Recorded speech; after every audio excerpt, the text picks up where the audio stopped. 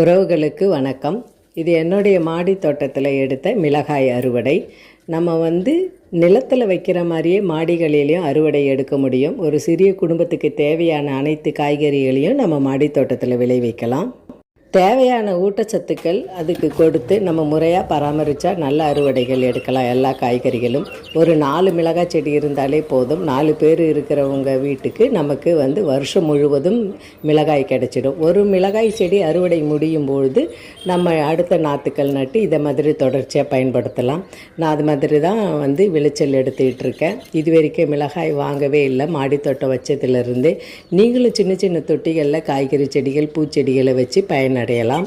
முக்கியமாக நமக்கு எந்த ஒரு கெமிக்கலும் பயன்படுத்தாமல் நம்ம ஆர்கானிக் முறையில் மாடித்தோட்டத்தில் காய்கறிகளை விளைவிக்கிறதால நம்ம உடம்புக்கு ரொம்ப அது பலன் அளிக்கும். நீங்களும் ட்ரை பண்ணி பாருங்கள். நன்றி, வணக்கம். ஹேமலதா சிவகுமார்.